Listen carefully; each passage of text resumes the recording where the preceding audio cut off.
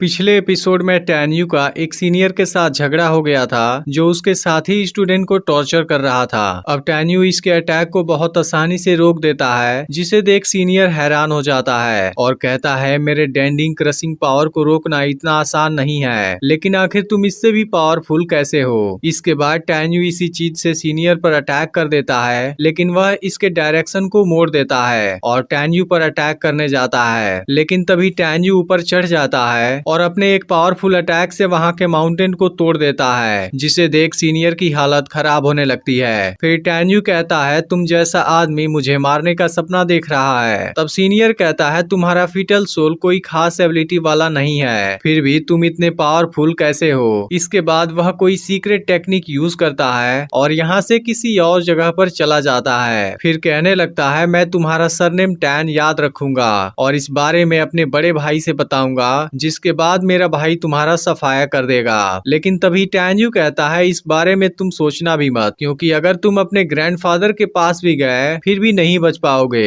अब टैन्यू को यहाँ देख सीनियर की हालत खराब हो जाती है और पूछता है तुम्हारी स्पीड मुझसे फास्ट कैसे हो सकती है। जिसके बाद हम देखते हैं कि टैन्यू की आंखें रेड हो गई हैं। इधर सभी लोग टैन्यू के बारे में चिंता कर रहे होते हैं, लेकिन तभी टैन्यू उड़ता हुआ यहाँ पर आता है और सीनियर को नीचे फेंक देता है, जिसके बाद यह सब उसे उल्टा लटका देते हैं। फिर जब इसको होश आती है तब यह काफी हैरान हो जाता है और कहता है आखिर तुम लोग चाहते क्या हो। तब टैन्यू अपने सभी साथी स्टूडेंट से कहता है तुम्हें डरने की जरूरत नहीं है, इसके और इसके जैसे बाकी लोग पूरी शान से जीते हैं, लेकिन क्या हम केवल सरवाइव करने के लिए अपनी शान को छोड़ देंगे। कुछ समय के लिए तो यह सही है, लेकिन हम इसे हमेशा के लिए नहीं छोड़ सकते। अगर फिर भी तुम सब ऐसा करते हो इसका मतलब है तुम्हारा खून सूख चुका है और तुम्हारे अंदर कोई हिम्मत नहीं है। लेकिन अब अपॉर्चुनिटी तुम्हारे सामने है, तुम खुद को डरपोक साबित कर दो या फिर इस कोड़े को उठाओ और इस आदमी से अपने अपमान का बदला ले लो। यह बातें सुनने के बाद एक स्टूडेंट कोड़ा उठा लेता है, जिसे देख सीनियर की हालत खराब होने लगती है। लेकिन यह स्टूडेंट अब कुछ नहीं सोचता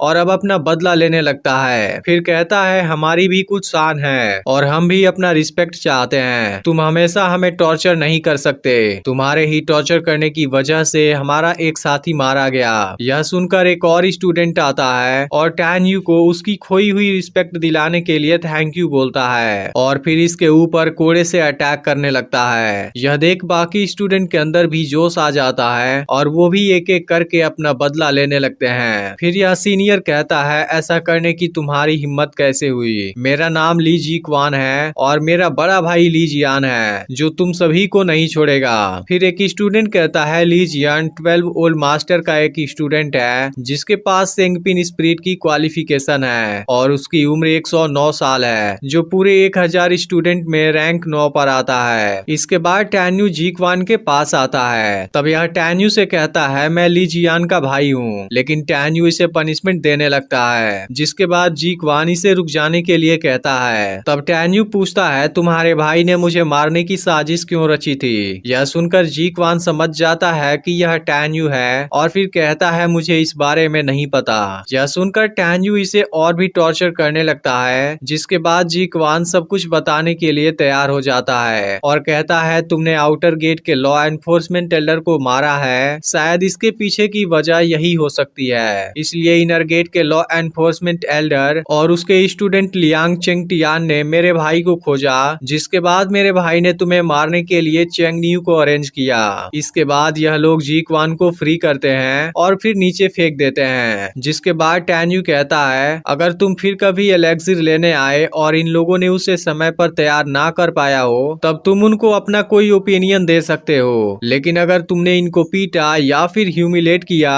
फिर यह तुम्हारे लिए भी सही नहीं होगा। यह सुनकर जी क्वान इसकी बात मान जाता है। तब टैन्यू उसे सबके सामने झुकने और अपनी गलती एडमिट करने के लिए कहता है, जिसके बाद जी क्वान बिल्कुल ऐसा ही करता है और टैन्यू इसे यहाँ से जाने देता है। इस पर एक स्टूडेंट कहने लगता है तुमने उसे जिंदा क्यों जाने दिया, वह तुम्हारे लिए खतरा बन सकता है। तब टैन्यू कहता है उसने मुझे मारने की कोशिश नहीं की, फिर मैं उसे कैसे मार सकता हूँ, लेकिन अगर वह अगली बार मुझे मारने आया फिर मैं उसे ऐसा बिल्कुल करने दूंगा। वहीं जी क्वान किसी जगह पर पहुंच जाता है जहां से कोई बाहर आता है और जी क्वान के इस हालत को देख परेशान परेशान हो जाता है और इसी के साथ यह एपिसोड यहीं पर एंड हो जाता है। वैसे अगर वीडियो पसंद आई हो तो लाइक जरूर कर देना और पिछला पार्ट मिस कर दिया हो तो लेफ्ट वाली वीडियो भी जरूर देख लेना।